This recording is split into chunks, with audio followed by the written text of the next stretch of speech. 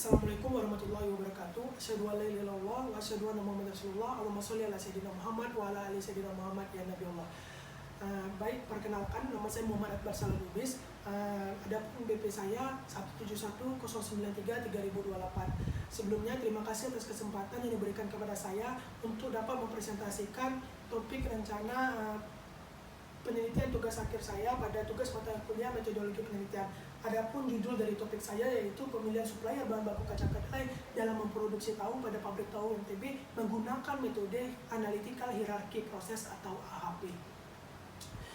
Adapun presentasi kali ini terdiri dari 3 bab. Yang pertama yaitu bab 1 pendahuluan, bab 2 kajian literatur, ketiga bab 3 yaitu metodologi penelitian.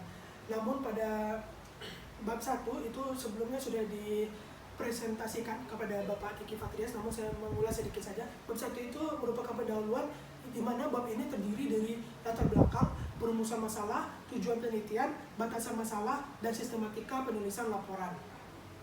Baik, langsung saja ke bab 2. Bab 2 yaitu kajian literatur. Pada bab ini terdiri dari tabel kajian literatur, lalu ada kelebihan dan kekurangan literatur, lalu ada perbandingan, lalu ada kesimpulan dari kajian literatur yang dilakukan. Kajian literatur ini merupakan sebuah kegiatan yang dilakukan terhadap dalam membedah ataupun menganalisa literatur-literatur yang relevan dengan topik penelitian yang saya angkat. Jadi ini dapat berupa dari buku, jurnal, tugas akhir, maupun diktat-diktat. Namun pada kajian literatur kali ini saya menggunakan 5 penelitian terdahulu pada jurnal-jurnal. Adapun jurnal yang saya pilih itu berkaitan dengan sistem pengambilan keputusan.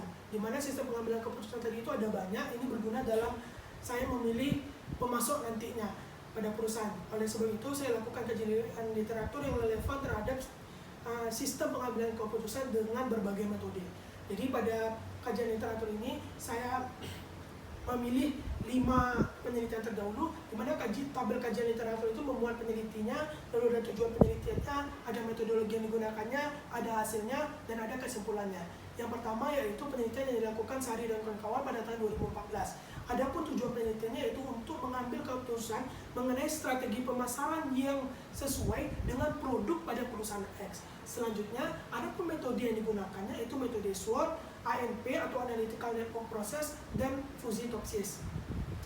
Masing-masing metode ini memiliki fungsi yang berbeda-beda, di mana metode SWOT dia ingin menganalisis internal dan eksternal perusahaan, lalu ANP dia melihat kriterianya berdasarkan inner dan outer dependency, dan Fuzzy-Topsys dalam dia melakukan pengolahan data menggunakan bilangan himpunan Fuzzy. Lalu hasilnya membangun brand image pada perusahaan merupakan strategi yang paling tepat dalam membantu meningkatkan pangsa pasar perusahaan dengan promosi online dan peningkatan servis bagi customer. Adapun kesimpulan dari penelitian yang dilakukan yaitu dari total 5 kriteria yaitu managerial capabilities, lalu ada customer linking, lalu ada market innovation, lalu ada human resource, lalu ada reputational asset, didapatkan 14 subkriteria dari masing-masing kriteria tadi. Kemudian ini dilakukan analisis dari hasil dari analisis SWOT tadi, kemudian dengan metode ANP dan Fuzzy-Topsys dapat menentukan alternatif strategi pemasaran yang cocok pada perusahaan, sehingga dipilih subkriteria dari reputational asset dengan cara membangun brand image tadi.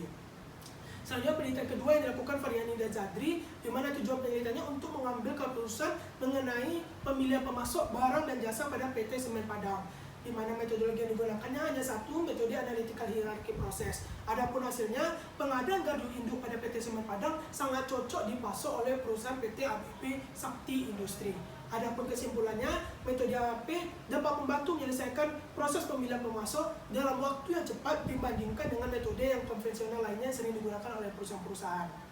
Apalagi pada PT Semen Padang ini mempunyai persyaratan-persyaratan dalam mendatangkan pemasok. Ada dari administrasinya, ada dari quality assurance-nya, sehingga itu menjadi kriteria yang ditetapkan nantinya.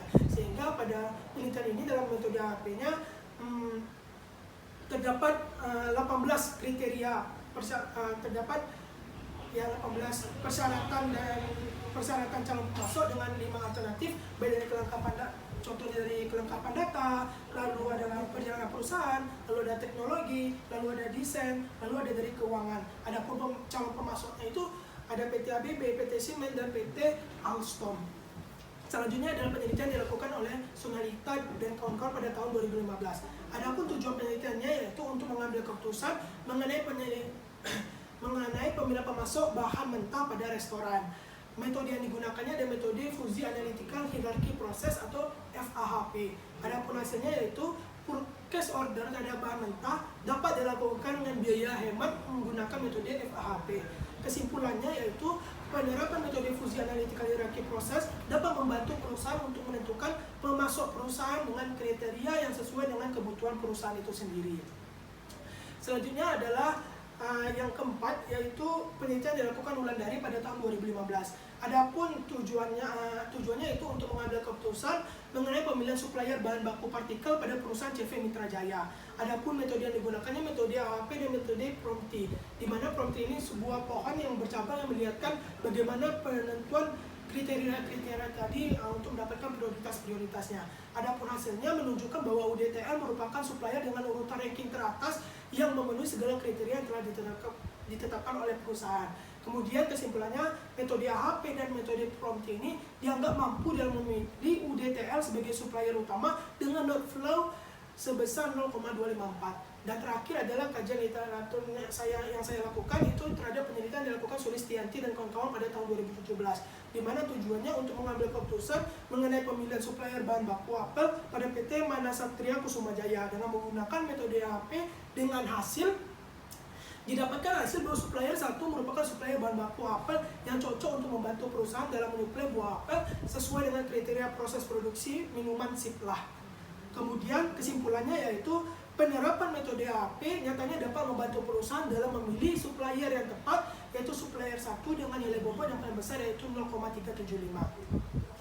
Selanjutnya yaitu saya melakukan analisis terhadap kelebihan dan kekurangan dari masing-masing penelitian terdahulu, di mana pada penelitian Sari dan kawan-kawan itu didapatkan kelebihan yaitu dia menggunakan menganalisis matriks SWOT terhadap aspek internal dan eksternal perusahaan berdasarkan nilai bobot kriteria yang didapatkan tadi berdasarkan AMP, inner dan outernya. Kemudian dilakukan perhitungan menggunakan fusi topsis tadi. Kemudian kelemahannya, dia tidak menampilkan daftar nilai bobot pada masing-masing kriteria, sehingga pembaca tidak mengetahui dari mana datangnya nilai-nilai bobot tersebut. Penelitian kedua yaitu penelitian Variani dan Zadri memiliki kelebihan dan kelemahan juga, di mana kelebihannya nilai bobot untuk setiap kriteria itu dapat terlihat dengan menggunakan metode AHP dengan jelas dan dilampirkan di situ. Kelemahannya tidak terlebih dahulu melakukan analisis SWOT. Dan pada pemilihan alternatif itu tidak berdasarkan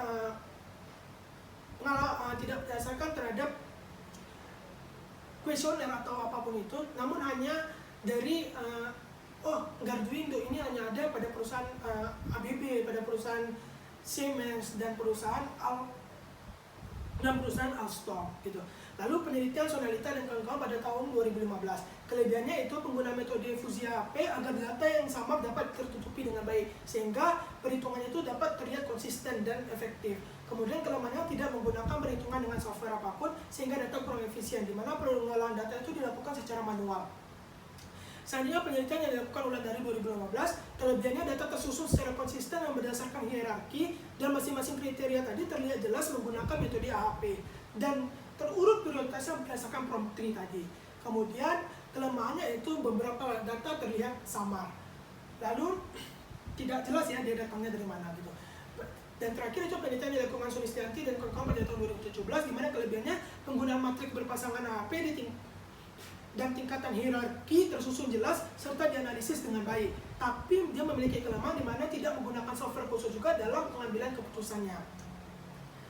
Lalu saya melakukan perbandingan dari kajian literatur tersebut dengan 3 fokus utama, yaitu pokok masalah. Karena setiap penelitian terdahulu tersebut dia memiliki fokus masalah yang berbeda-beda, di mana dari latar belakang perusahaan yang berbeda, lalu rumusan masalahnya berbeda, lalu batasan-batasan masalahnya yang juga berbeda. Lalu penggunaan metode, dia sama-sama dalam mengambil keputusan, tapi metode yang digunakan tadi sudah saya sebutkan dia banyak, dan dia menggunakan beberapa metode dalam pengambilan keputusannya. Lalu yang terakhir yaitu tahapan pengambilan keputusan. Kenapa ini menjadi fokus utama dan menjadi perbandingan dari masing-masingnya? Karena setiap metode yang digunakan mempunyai tahapan pengambilan keputusan yang berbeda-beda juga sesuai dengan metode yang digunakannya.